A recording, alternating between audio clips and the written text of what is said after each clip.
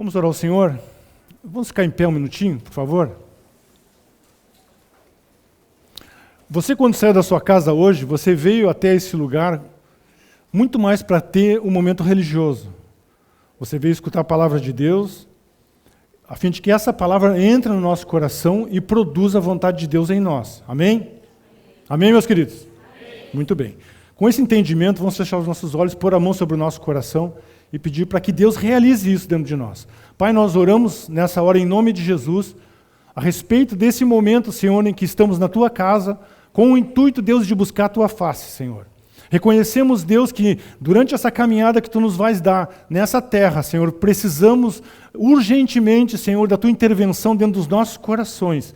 Colocamos diante de Ti, portanto, Senhor, a nossa vida, o que temos, o que somos e aquilo que podemos e não podemos fazer. Reconhecendo, Deus, o Teu senhorio, nós Te pedimos, Deus, vem intervir dentro da minha vida e vem produzir, Senhor, através da abençoada semente que será derramada sobre mim nessa noite, Senhor, aquilo que Tu queres realizar. Abençoa a minha vida, abençoa o meu coração, abençoa a minha família, abençoa aqueles que estão ao meu redor com a Tua presença em mim e que a partir de mim eu possa ser abençoador de todas as pessoas que me cercam, para a glória e honra do nome de Jesus. E desde já também, Senhor, apresentamos esse lugar, apresentamos as pessoas que aqui estão e as dificuldades e lutas que elas enfrentam. Cerceamos todo o poder do inferno, todo o poder de Satanás sobre a vida das pessoas e Te pedimos, Deus e Pai, que Tu venha produzir grandemente em cada coração nessa noite para engrandecimento e louvor da Tua glória, Senhor. Em nome de Jesus. Amém?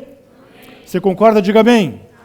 Glória a Deus. Então, vamos abrir a Bíblia no livro de Isaías, capítulo 44, verso 12.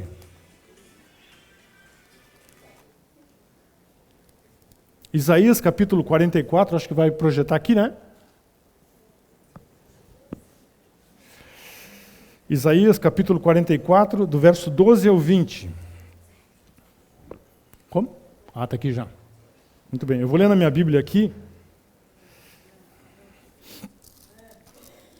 Diz assim, eu gosto muito dessa versão que eu leio aqui. O ferreiro, acho que é isso? O ferreiro apanha uma ferramenta e trabalha com ela nas brasas. Modela um ídolo com um martelo e forja-o com uma força do braço. Ele sente fome, perde a força, não bebe água e desfalece. Continuando.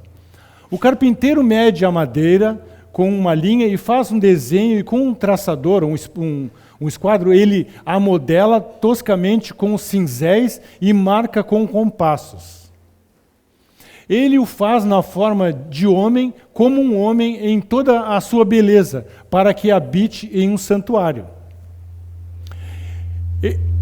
Ele derruba os cedros, apanha um cipreste ou um carvalho, deixou crescer entre as árvores da floresta, plantou um pinheiro e a chuva o fez crescer. É combustível usado pelo homem para queimar, um pouco disso ele apanha e se aquece, acende um fogo e assa um pão. Continuando. Mas também modela um Deus e o adora, faz uma imagem e se curva diante dela. Metade da madeira ele queima no fogo e sobre ela prepara a sua refeição. Assa a carne e a come até saciar-se. Ele também se aquece e diz, estou aquecido, estou vendo o fogo. Com o restante ele faz um Deus, o seu ídolo, e inclina-se diante dele e o adora. Ora a ele e diz, salva-me, tu és meu Deus. Continuando. Eles nada sabem, nada entendem, os olhos deles estão tapados, por isso não conseguem ver. A mente deles está fechada, pois por isso não conseguem entender. Ninguém para e pensa, ninguém tem o conhecimento ou o entendimento para dizer, metade dela usei como combustível, até mesmo assei pão sobre as suas brasas e assei carne e comi. Faria eu algo detestável com o que sobrou? Iria eu ajoelhar-me diante de um pedaço de madeira? Ele se alimenta de cinzas, um coração iludido o desvia. Ele é incapaz de salvar a si mesmo ou de dizer, esta coisa na minha mão direita não é uma mentira. Amém? Até aí? Muito bem. A descrição disso, lá no livro de Isaías, é a respeito da loucura da idolatria. Nós hoje vamos falar sobre como se constrói uma dependência espiritual ou uma situação em que a pessoa acaba se submetendo, se sujeitando a determinados tipos de perturbações e angústias dentro da sua própria vida. A gente sabe que, hoje em dia, há a existência de muito do um espiritualismo disseminado no meio da sociedade. É muito natural a gente ver esse tipo de coisa acontecendo, porque a constituição da nossa pátria, ela foi feita por índios que tinham a sua forma de ter a sua fé, entre aspas. Nós fomos também colonizados por negros, né, que trouxeram da África lá também a sua forma de acreditar e de crer. E nós, por portugueses extremamente católicos, que trouxeram com eles também a sua forma de crer, os seus deuses. Né? Tanto é que em muitas cidades, pelo menos na que eu nasci, em Rio Grande, se dizia que Rio Grande, o primeiro nome foi alguma coisa ligada a Pedro, dizendo que se achou isso é muito usado, se achou uma estátua dentro de um rio e a partir daquilo se constituiu o nome e tal. Então, isso é uma coisa muito natural, que a gente vê acontecer no Brasil em virtude da colonização. E esses aspectos religiosos foram disseminados e foram, ao longo do tempo, construindo o nosso imaginário como povo.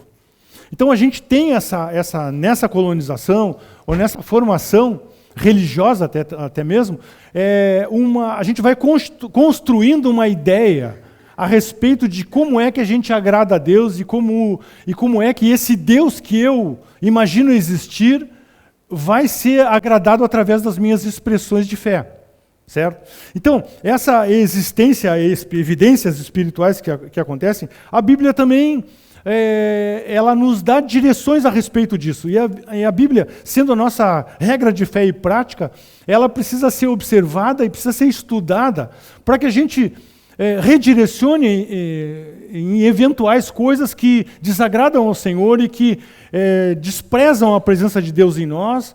Por quê? Porque Deus, Ele espera a primazia do nosso coração. O que é a primazia? Deus espera que nós sejamos 100% dEle. Não agrada a Deus sermos 90% dEle.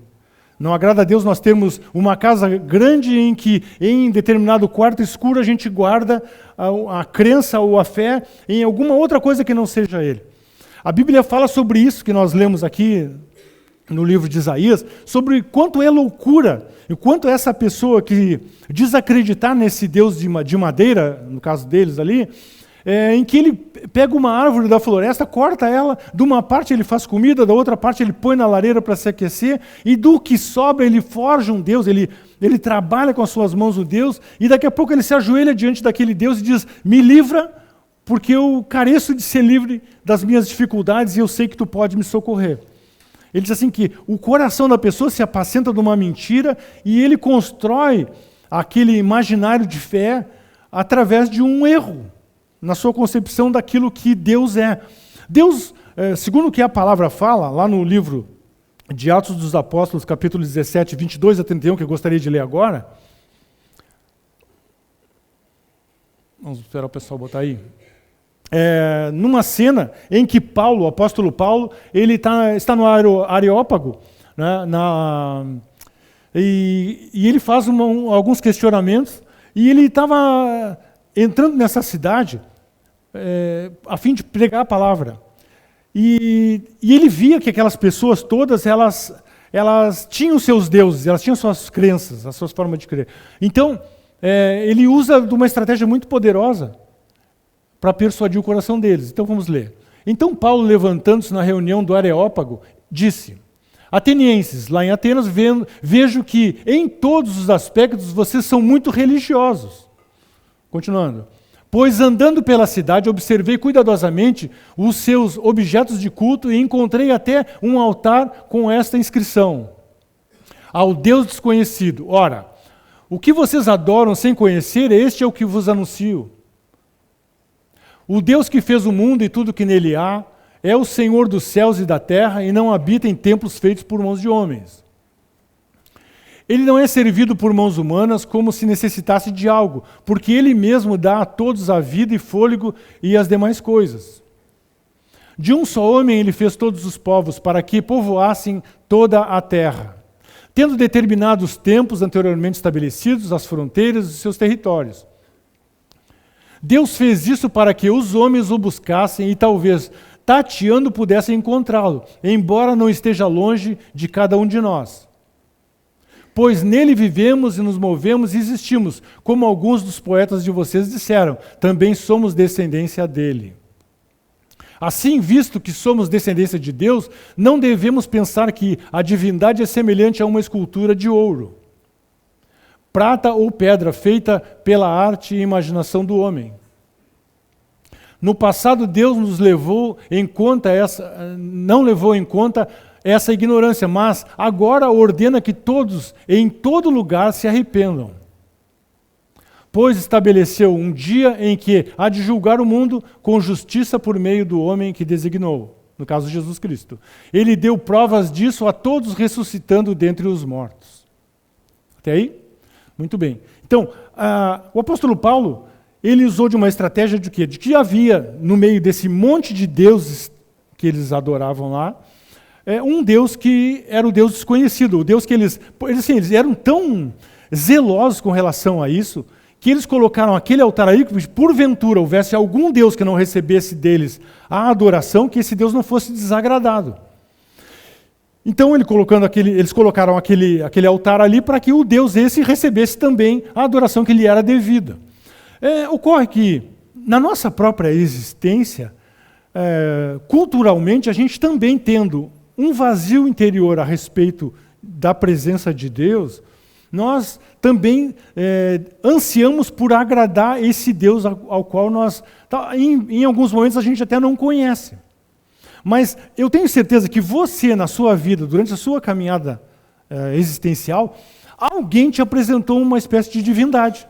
Eu, particularmente, quando era criança, meus pais eram umbandistas, nós éramos espíritas e tal. E a gente frequentava. Meu pai era, na época se dizia, né, o líder lá da casa de Umbanda lá, e a gente ia, e saía lá de 2, 3 horas da madrugada, e a gente ia para casa. Eu me lembro que meu pai me levava na cacunda para casa, a gente era criança, e a gente participava e via todas aquelas coisas acontecendo. Ocorre que, durante o culto que se praticava a entrega de muitas coisas, e a lógica disso tudo era o seguinte: aquela entidade que aparecia dentro daquele culto, entre aspas, ela precisava ser agradada, porque uma vez que ela não estivesse grata pelas coisas que a gente fizesse para ela, ela poderia se voltar contra nós e produzir sofrimento dentro da nossa vida. Então todo o esforço que se fazia dentro daquela celebração, dentro daquele culto, era agradar a entidade para que ela saísse contente daquele lugar. Para isso eles rodavam, eles davam pipocas, isso numa veia de tipo de espiritualidade. Como acontece, lá acontecem os despachos e outras coisas, né, que se faz. Porque também haviam entidades, em teoria, do bem e outras do mal. E aquelas do mal, que podiam perturbar a nossa vida, a gente precisava agradar também para que elas não se apresentassem para nós. Então, existia toda uma lógica, e essa lógica ela é disseminada. A lógica do indígena adorando a natureza, que se viesse muito sol ou pouco sol, precisava que fizesse alguma coisa em relação àquela entidade que estava mandando pouca chuva, para que mandasse mais chuva, para que o alimento viesse, para que a caça viesse, certo? O catolicismo romano também, trabalhando a sua lógica. O próprio povo evangélico, infelizmente, também trabalha essa lógica. De, por exemplo, você tem que entregar para Deus alguma coisa, porque aí Deus vai te abençoar, porque se tu não entrega, tu está sendo, sabe? Tem toda uma lógica dentro do coração das pessoas, de que Deus precisa de alguma coisa. O que a gente viu na palavra que a gente leu aqui, é que Deus é pleno em tudo aquilo que Ele é. E Deus não tem carências, Deus não precisa de nada nosso. O que Deus, segundo a palavra, se apresenta para nós, Ele quer que o nosso coração seja dele. E o que Ele busca em nós e de nós é que nos vinculemos a Ele, entendendo quem Ele é, e entreguemos o nosso coração, a nossa vida, para que Ele cuide de nós e nos ajude com as dificuldades que nós enfrentamos na nossa vida. Amém? Você está entendendo o que eu estou falando? Muito bem. Então, aí a pessoa vai dizer, tá, então posso ir embora para casa, pego a Bíblia, leio a Bíblia, tenho algum entendimento da palavra, e eu não preciso fazer nada porque Deus me ama e não vai ser necessário mais nada, eu posso ir embora então. Não é assim que funciona. Porque tudo aquilo que eu preciso para a minha vida, Deus, reunindo a sua igreja, Ele vai trazer para a minha vida. Eu não tenho o que eu preciso, mas o irmão com o qual eu comungo, da mesma fé, tem aquilo que eu preciso para mim. Assim como eu tenho aquilo que ele precisa. Algumas pessoas aqui precisam de oportunidade, precisam de um abraço, precisam de um ouvido, precisam de um ombro, precisam de acompanhamento, precisam de conselho. Como um pai, como uma família que nós somos, nós nos supriremos mutuamente em virtude do contato que temos uns com os outros, do convívio que nós temos uns com os outros. Mas igreja é uma coisa muito complicada. Realmente, ela é composta de pessoas.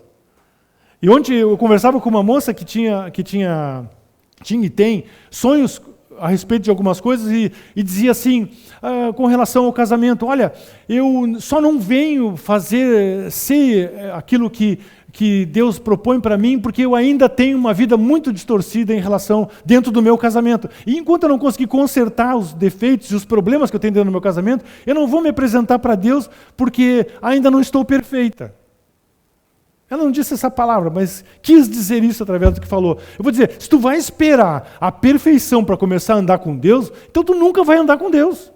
Por quê? Porque nós temos que entender como igreja que estamos envolvidos em um processo e que esse processo só vai acabar, a perfeição vai chegar quando nós somos arrebatados e num corpo glorificado. Enquanto estivermos convivendo com outras pessoas nesse mundo, nós próprios somos pessoas cheias de defeitos. Cheios de opiniões e de coisas que não causam edificação, apesar de termos também muitas virtudes. Mas as virtudes são acompanhadas também de muitos defeitos, que às vezes são mais graves ou menos graves, mas que todos eles serão corrigidos ao longo da nossa caminhada de fé. Quando Deus vem operando dentro dos nossos corações e vai fazendo mudanças gradativas, e vai fazendo mais mudanças, até nos levar à plenitude que é a pessoa de Jesus. Jesus é o nosso exemplo perfeito. Então, para nós sermos mais parecidos com Jesus, nós vamos caminhando em direção ao céu, né? Porque o céu é onde nós vamos chegar, nós saímos de lá, no coração de Deus, e vamos chegar no céu de novo. Então, enquanto estivermos nesse mundo trabalhando e vivendo, nós estamos construindo alguma coisa, não no nosso próprio coração, mas no coração do nosso irmão. Então, toda essa construção, ela se dá dentro da igreja. Há muitos movimentos hoje em dia que dizem, não precisa ir na igreja, para que ir na igreja? Igreja não é a representação de Deus. Deus trabalha na nossa vida, tem trabalhado pelo menos na minha, há muito tempo, através de vocês. Vocês são uma bênção. Quando se apresenta alguma dificuldade, alguma luta, a gente cresce. Diz que enquanto o construtor constrói a casa constrói o construtor. É uma verdade ou não é? Enquanto a gente está construindo uma casa, a gente está se aperfeiçoando em construir casas. Então a gente está se tornando melhor, um construtor melhor, uma pessoa mais preparada para fazer as coisas com maior perfeição. Então, graças a Deus por isso, pelas lutas que vocês muitas vezes impõem a nós. E que nós impomos a vocês. Por quê? Porque isso traz aperfeiçoamento. Como ferro afia ferro, nós nos aperfeiçoamos nessa caminhada que vamos andando. Amém? Muito bem. Então, só que, dentro dessa caminhada que nós estamos trilhando, existe toda uma oposição. A pessoa vai dizer assim, mas eu não acredito que exista espíritos e outros deuses e um reino espiritual como a Bíblia fala. Você acreditar ou não acreditar, sinceramente não é relevante. Sabe por quê? Porque a Bíblia é muito clara e as experiências que a gente tem ao longo da nossa caminhada, elas declaram e mostram claramente que existe uma oposição estabelecida. Acontece que, diferentemente do que Deus é perfeito, onisciente, onipresente, certo? É onisciente, onipresente e onipotente. Todo poder, todo entendimento. Então, esses atributos de Deus, eles não são compartilhados com mais ninguém. Porque os demônios, ou os espíritos imundos, ou os... pode botar um monte de nome aí, os Exus, ou qualquer tipo de entidade que é ensinada por aí, eles não têm essa capacidade de ler os nossos pensamentos. Não consegue. Deus é que consegue saber o que se passa dentro do nosso coração e ler o nosso pensamento. Só que essas entidades não sabem. Mas como que elas sabem o que se passa dentro da minha vida? Através das minhas palavras, através das minhas atitudes, através da minha forma de agir, da minha ansiedade, da minha tranquilidade, da minha paz ou da minha falta de paz. Então, tudo isso é revelado porque uma entidade, ou um espírito imundo, ou um anjo caído que há muito tempo caminha sobre a terra, ele conhece o homem ao avesso.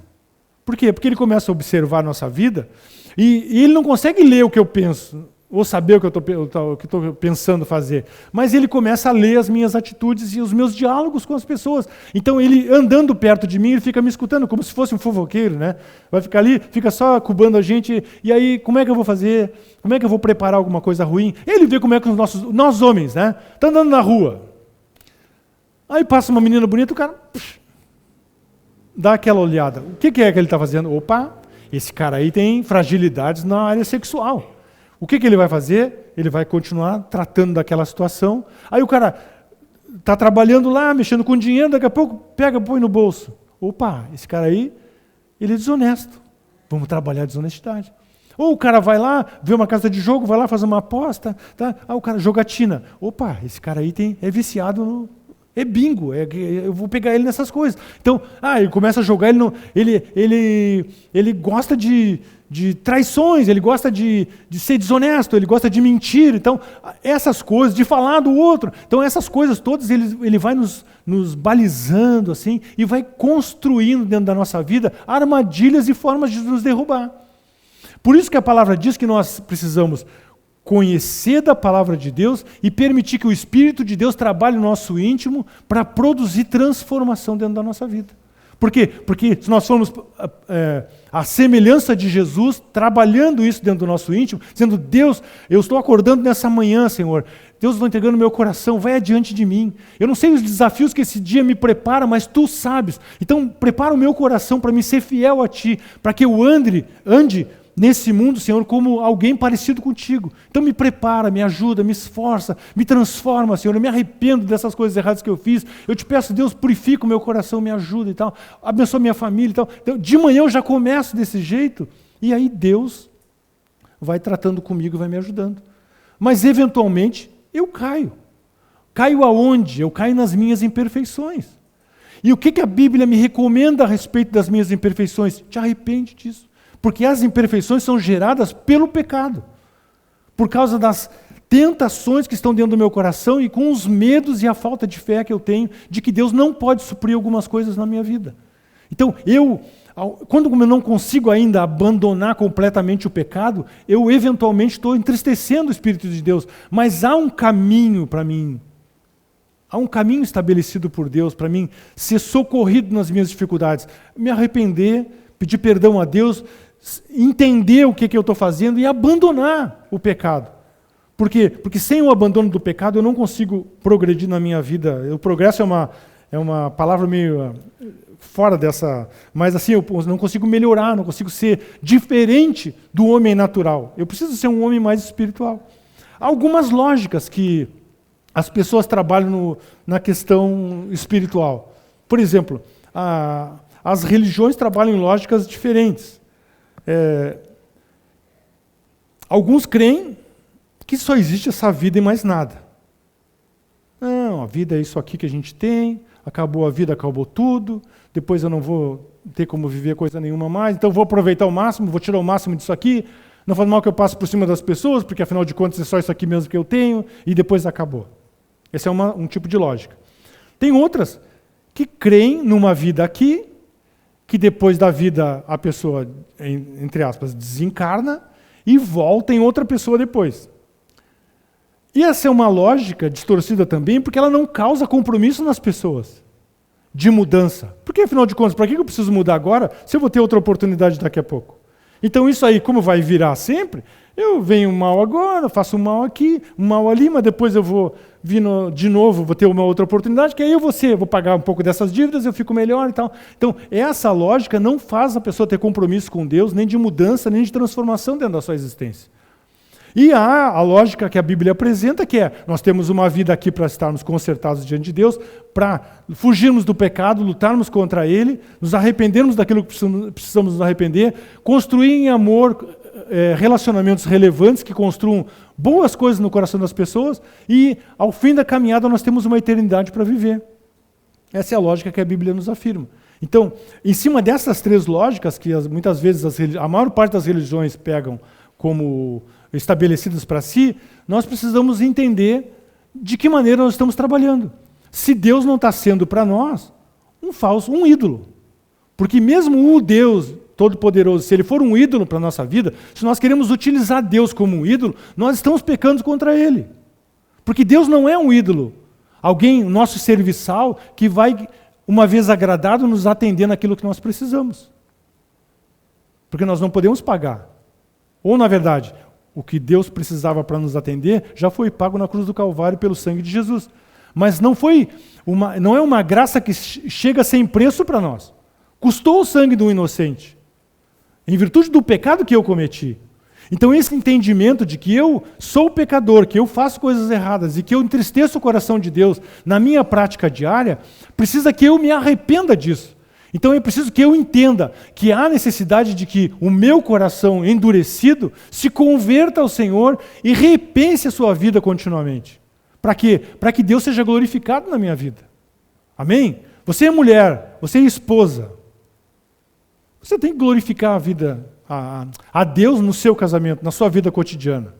Como que a gente faz isso? Servindo a Deus com sinceridade e com fidelidade. Uma vez obedecendo a Deus, o nosso casamento será uma bênção. Por quê? Porque nós saberemos trabalhar bem as situações. Se eu vivo situações de abuso, de dificuldade dentro da minha casa, eu preciso conversar, eu preciso arranjar meios, no caso das mulheres, né, principalmente, que vivem situações. Eu conheço uma irmã, não é daqui da igreja, nem falaria com o caso de alguma irmã aqui na igreja, mas que vive uma situação de abuso terrível. Só que não existe, por parte da religião, o estabelecimento de um momento de conversa, de convívio, assim, para produzir mudança na situação estabelecida. E hoje a gente precisa estabelecer parâmetros para nós de mudança, de transformação de realidades que acontecem dentro da nossa casa. Por quê? Porque nós precisamos fazer com que a nossa vida de fé não esteja somente aqui dentro, mas ela penetre dentro do nosso lar, dentro da nossa casa, dentro dos nossos relacionamentos com o nosso esposo, nossa esposa e nossos filhos, com os nossos pais, que são às vezes mais velhos, ficam abandonados. Eu estou tendo uma experiência bem especial com relação à minha mãezinha, que está com 85 anos, e ela está passando um mês em cada casa dos filhos, né? E a gente passou um mês agora passado com a mãe lá em casa, e foi maravilhoso, assim, porque ela fica dizendo assim, estou incomodando, assim, mãe, a senhora não sabe o quanto é maravilhoso poder cuidar da senhora, devolver um pouco do cuidado que a senhora deu para mim quando era até os 19, né? Que ela sempre... Mãe sabe como é, né? Então, aquele cuidado, aquela coisa que ela fazia, hoje ela é uma criança, a gente tem que estar cuidando para não descer a escada, para não cair no banheiro, para comer direito, para tomar os remedinhos. Então, são coisas que a gente tem que glorificar a Deus. E a gente estava conversando com a Rosário esses tempos sobre isso, que a gente está dando modelo para os nossos filhos, modelo para as pessoas que olham, para os nossos irmãos, para os nossos amigos, de quê? De uma referência de Deus para nós. Porque honrar pai e mãe é uma bênção para a nossa vida. Mas a gente perde, não pode sair tanto, não pode fazer isso, não pode fazer aquilo. Mas é uma coisa dada, é posta. Nós temos que simplesmente fazer. E assim, eu estou agradando a Deus com a minha vida? Com certeza. Porque eu estou cumprindo aquilo que Ele determinou para mim. E essas determinações de Deus para a minha vida, elas têm que repercutir, não somente aqui dentro, enquanto estamos aqui, mas lá em casa, às vezes eu vou levar, ela toma um remedinho de noite, aí eu levava o remedinho para ela, e antes dela dormir, né? Porque assim, esse remédio eu não durmo. A gente nem dá mais o remédio que ela não esteja escutando. A gente nem dá o remédio mais que para ela dormir, dá um placebo. Aí ela toma o remedinho, dou um beijinho nela, abraço bem ela, diz, mãe, eu te amo muito. que bom que tu está aqui comigo. Para reforçar, porque ela se sente incomodando. Mas só que a senhora não incomoda, eu amo a senhora, mãezinha. Aí ela dorme. Tchau, meu filho, boa noite. Assim, me abençoa, mãe. Ela me abençoa, eu vou me embora, apago a luz. Aquilo ali dá uma alegria no coração, porque isso é o que tem que ser feito. Honrar pai e mãe, abençoar. Ser pronto para fazer as coisas que tem que fazer, sem estar gemendo. Porque coisa feia é a pessoa estar gemendo quando está cumprindo daquilo que é seu dever, não é? O cara está trabalhando lá, que saco, está trabalhando, esse trabalho, essa droga, porque é ruim. A gente tem que estar glorificando a Deus porque tem essas coisas. Então, há muitas coisas dentro do nosso coração que precisam ser abandonadas e outras que precisam ser aderidas. Ser colocadas dentro do nosso íntimo e dizer assim, não, isso é o que precisa ser feito, vamos fazer. Em nome de Jesus, Deus vai me dar força. Ah, mas eu não tenho condição e tal. Mas Deus é o gerador de todas as coisas, como a gente leu na palavra também. E todas essas coisas estão prontas e semeadas por Deus em meio ao lugar onde a gente existe ali. Basta que o nosso coração esteja atento para ver. Então,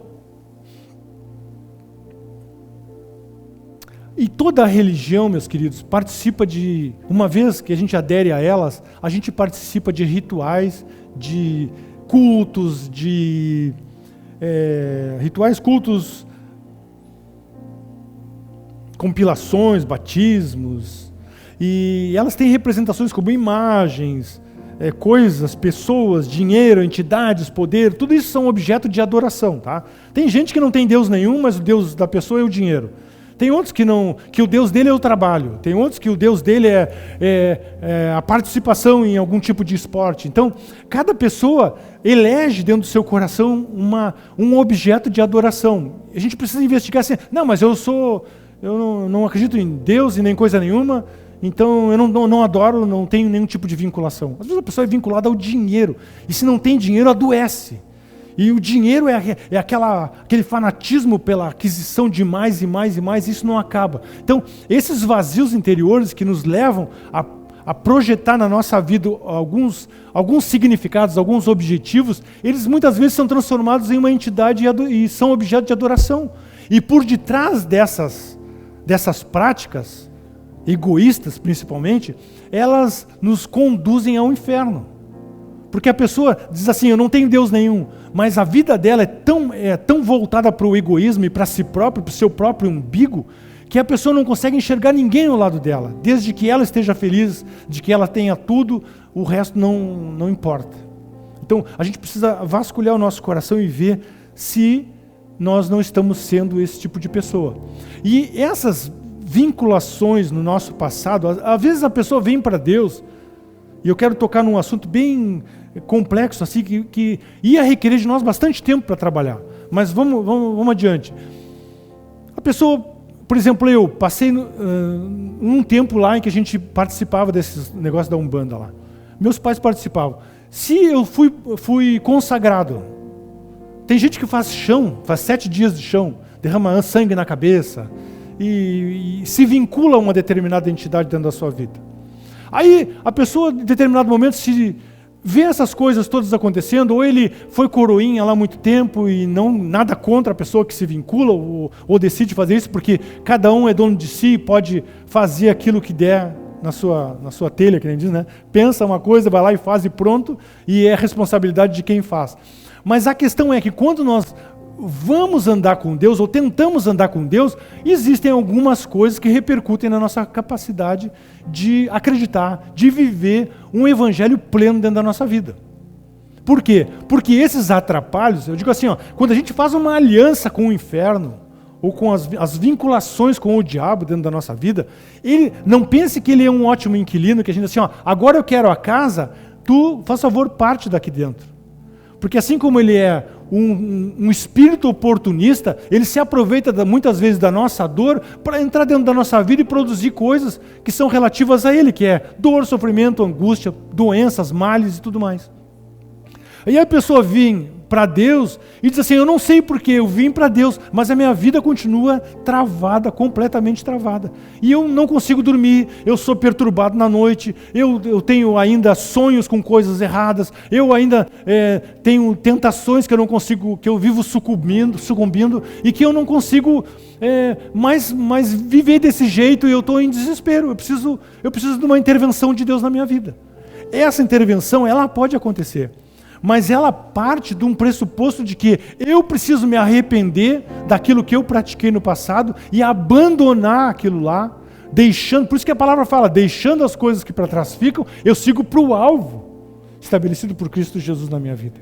Então, eu preciso, só que tem uma coisa, eu fiz vinculação lá e Deus estava olhando isso tudo. Não era do agrado dele que eu fizesse o que eu fiz. Mas ele olha para mim e diz assim, eu respeito a tua decisão. Assim como eu fiz a minha decisão lá e me vinculei àquela entidade, eu preciso voltar lá. Porque eu estava diante de Deus. Alguém tem alguma dúvida de estar diante de Deus em algum momento? A Bíblia fala que se eu subir ao céu, Deus está lá. Se eu for no profundo da terra, Deus está lá. Se eu for no profundo dos mares, Deus está lá. Se eu subir ao mais alto dos céus, Deus está lá. Se eu me esconder num quarto escuro, Deus está lá. Se eu estiver diante da luz, Deus está lá. A escuridão não é escura para Deus, a luz não é maior do que a luz de Deus. Então, Deus está em todo tempo, em todo lugar, enxergando a nossa vida. Nos escolheu para sermos seus filhos. Mas nós podemos decidir abandonar e andar do caminho que nós quisermos. Aí a gente decidiu andar com um determinado espírito imundo lá, ou seja, qual for a escolha que a gente fez. A gente precisa se arrepender disso. Eu fiquei uma semana deitado no chão, fiz sangue na cabeça, fiz o que acontecia, eu me consagrei, eu fui isso, fui aquilo outro, mas agora eu quero andar com Deus. O que eu preciso fazer? Eu preciso ir lá. Claro, a pessoa não vai voltar lá na religião. Eu preciso ir diante de Deus e dizer para Deus, Deus, eu quero rescindir aquele contrato, aquela aliança que eu pratiquei no passado e quero andar contigo, Senhor. Eu não quero mais intervenções na minha vida que tenham perturbado e atrapalhado a minha caminhada contigo. Porque às vezes acontece a pessoa, isso dá muito caso de endemoniamento, né? A pessoa pega e daqui a pouco tu vai orar com a pessoa e a pessoa se endemonia. Lá, o espírito desce ali, eu vou matar ela, eu vou fazer aquela que a gente via nos programas de televisão. Mas isso acontece ainda hoje. Não é frequente acontecer aqui. Mas isso acontece na vida das pessoas. Quando elas estão tentando andar com Deus e há os atrapalhos. A pessoa, não consigo entender, estou procurando andar com Deus e as coisas estão tudo travadas dentro da minha vida. O que precisa acontecer? Precisa acontecer do arrependimento. Eu quero, Senhor, hoje, em nome de Jesus, porque o conhecimento, o entendimento, ele faz com que a nossa vida não caiba mais no nosso velho odre. Porque a palavra fala, vinho novo, odre novo. Eu não posso pegar um vinho novo e botar num odre velho. Ou seja, eu não posso andar com Deus e usar o mesmo odre do passado lá, da carne. Eu preciso ter um odre novo, ser uma nova criatura para que o Espírito de Deus possa operando dentro de mim, gerar transformação naquilo que ainda falta. Mas a pessoa está vivendo as mesmas carências, dificuldades e lutas no passado, com os mesmos pensamentos do passado, e ela não consegue avançar. Por quê? Porque ela ainda não se arrependeu, ela precisa se declarar dependente de Deus e abandonar aquilo que ficou para trás. Por isso, deixando lá atrás as coisas que para trás ficam. Por quê? Porque o homem não tem um pescoço para ficar... Quem já pintou teto aí? Nosso irmão ali pintou, meu irmão. Eu também já pintei teto. O que acontece quando a gente pinta teto, pessoal? Aí, alguém? Uma dorzinha leve aqui, né? Que a gente quase não consegue dormir. Por quê? Porque o homem não foi feito para... De que maneira o homem tem que olhar? Para adiante, para frente. Amém? A gente tem isso aqui como artifício, né? Para poder eventualmente fazer alguma correção. Mas na nossa caminhada, a gente não anda na rua assim, né? Não, né? Ninguém faz isso. Por quê? Porque o tombo é certo. Daqui a pouco a gente tropeça em alguém ou em alguma coisa, vai acabar se machucando. Então, na vida de fé é a mesma coisa, temos que olhar para frente. Então, o que acontece? Aquilo que ficou para trás tem que ser deixado para trás. Mas só que eu preciso... Imagina que eu estou carregando uma âncora, vai ser levezinho para mim, mas eu estou carregando um peso na minha vida. O que Jesus Por que Jesus se manifestou na minha vida? Para romper com essas coisas. Então esse rompimento é um rompimento necessário que se faça e ele precisa ser feito por você. Ah, pastor, eu não sabia disso. Pois é, o entendimento causa a libertação da pessoa. Uma vez que eu compreendo isso, que eu entendo essa situação, eu digo assim, eu preciso então de chegar diante de Deus e romper com esse relacionamento que eu tive no passado.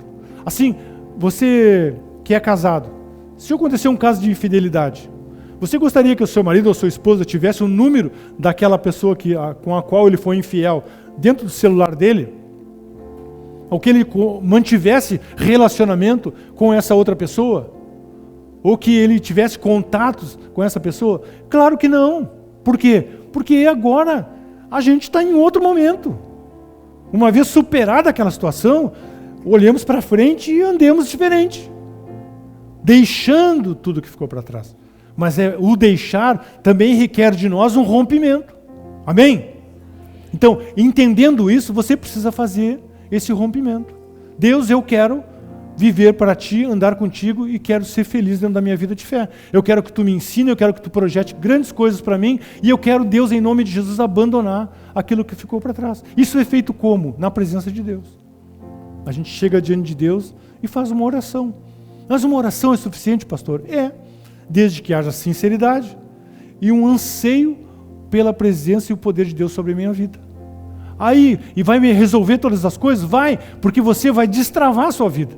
Estava agarrando aquele peso e carregando aquela coisa nas tuas costas, agora tu vai te soltar disso. E Deus vai, uma vez que tem projetos maravilhosos para ti, Ele vai te esclarecer o coração. E a gente abandona essas coisas que vão efetivamente ficar para trás. Amém?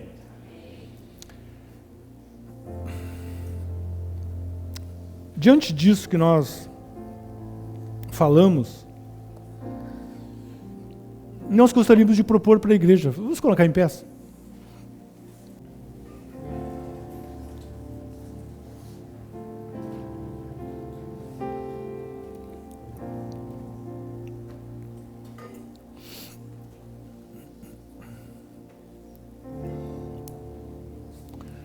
Não é de forma nenhuma. Eu gostaria que todos fechassem os olhos, pode ser? Você pode fechar os olhos em nome de Jesus?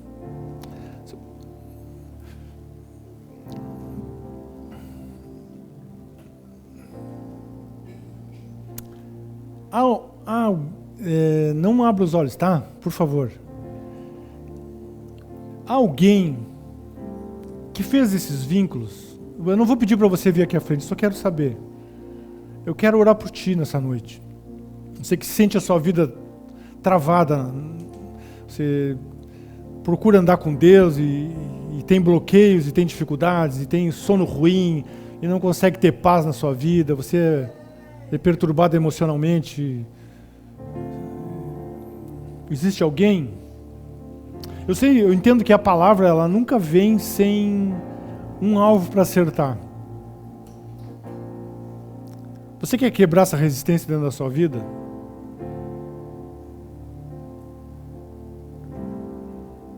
Se você tem, põe a mão sobre o seu coração. Se você um dia participou disso e hoje você quer se soltar dessas coisas. Você tem medo disso? Medo noturno, acorda sobressaltos, tem angústia dentro do seu coração, medo de não alcançar coisas de Deus. Esses bloqueios todos, eles muitas vezes são gerados por espíritos imundos dentro da sua vida. O Senhor, quando Cristo Jesus, na cruz do Calvário, verteu o seu sangue em teu lugar, Ele produziu liberdade para a tua vida. E eu creio pela fé que Deus, quando te trouxe hoje, tinha um propósito, tinha um projeto para a tua vida. De produzir libertação dentro da tua existência. Libertação tua, da tua família, das tuas finanças, dos teus sonhos, do teu casamento. Então a gente precisa estabelecer um parâmetro diante de Deus, uma fronteira. Senhor, daqui para frente, Deus, eu faço um marco, uma aliança contigo, de andar contigo, Deus. Eu quero orar contigo nessa noite. Quero orar contigo para que o Senhor nessa noite faça esse rompimento e Ele venha e corte esse laço que está sobre a tua vida. Tinha uma canção muito legal que a gente cantava quando era novo, quer dizer, o laço quebrou e nós escapamos.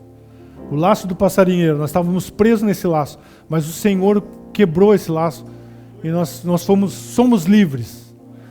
Amém? Põe a mãozinha sobre o teu coração, vamos orar.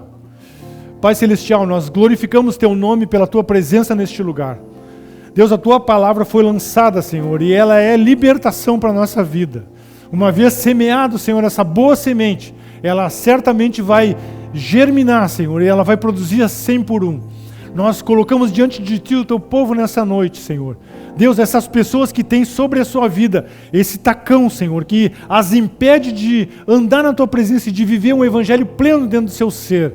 Nós nessa noite, na autoridade do nome de Jesus, nos levantamos, Senhor, como servos do Senhor Todo-Poderoso e nos, ó Deus, desautorizamos a intervenção e a atuação de Satanás na vida das pessoas que estão aqui, Senhor. Em nome de Jesus, e aqueles que assistirem também, Senhor, lá, Senhor, nas mídias sociais, que recebam também da mesma forma a libertação que precisam para as suas vidas. Nós, em nome de Jesus, nos levantamos contra toda forma e poder das trevas, Senhor, sobre a vida e toda a autoridade que foi dada a Satanás na vida das pessoas e repreendemos isso nessa noite, Senhor. Desamarramos na autoridade do nome de Jesus todas as pessoas que foram um dia presas por Satanás, Senhor. Na autoridade do nome de Jesus, lançamos por terra todo o poder. Nós falamos contigo, Espírito das trevas, ordenamos na autoridade do nome de Jesus que tu bata em retirada nessa hora, que tu saia desse homem, que tu saia dessa mulher, que tu tire as tuas garras do coração, da mente, do sono, dos pensamentos, dos sonhos dessa pessoa, e que tu bata em retirada na autoridade do nome de Jesus. Essas pessoas foram compradas por bom preço, pelo sangue vertido na cruz do Calvário, e a autoridade que te foi dada te é retirada nessa noite, no nome de Jesus. Nós ordenamos, solta agora, solta a mente, solta a família, solta os pensamentos, solta os sonhos, solta o sono, sai da vida dessa pessoa, em nome de Jesus. Em nome de Jesus. Em nome de Jesus. Deus, nós sabemos, Pai, que uma vez livres, nós somos como vasos na Tua presença, Senhor. Nós sabemos, Deus, que Tu podes encher-nos com o Teu óleo, encher-nos com um toque, Senhor, sobre nós. Somos possessão Tua, Senhor. Somos propriedade exclusiva Tua, Senhor. E por isso nos colocamos na Tua presença como vasos a serem enchidos do Teu Espírito Santo. Te pedimos, Deus, que Tu venha desatar os pensamentos, os corações, aquilo, Deus, que estava trancado na vida dessa pessoa, aquilo que estava trancado na vida profissional, na vida emocional, na vida física, Senhor. Deus, em nome de Jesus, começa a abrir, Senhor, e a encher o nosso coração da Tua presença. Que todo o desvalor, Senhor, que toda a falta de sentido na vida da pessoa, que todo o espírito de morte que sopra no coração e na mente das pessoas sobre suicídio, Senhor, que todo pensamento que sopra, que nunca será feliz, que nunca terá paz, que nunca terá alegria, que nunca casará, que nunca viverá bem, que nunca terá alegria naquilo que realiza, Deus, em nome de Jesus ordenamos que isso tudo saia, Senhor, em nome de Jesus, em nome de Jesus. Em nome de Jesus. Proclamamos pela fé, Senhor, a chegada de um novo tempo sobre a Tua igreja, Deus. Sobre aqueles, Deus, que estão travados dentro do seu coração. Proclamamos, Deus, em nome de Jesus, a chegada de um novo tempo, Senhor. Sobre os corações, sobre os pensamentos, sobre as atitudes, sobre vida de fé. Sobre tempo de oração, sobre tempo de leitura, sobre o entendimento da Tua palavra, Senhor. Uma igreja frutífera, Senhor, cheia do Teu Espírito. Quebra, Deus, o laço agora, Senhor. Em nome de Jesus. Em nome de Jesus. Saia do estômago agora todo mal. Todo esse sentimento de aperto e de tristeza, vai embora agora, em nome de Jesus. Toda angústia, sai agora, em nome de Jesus. Em nome de Jesus, vai embora agora. Em nome de Jesus.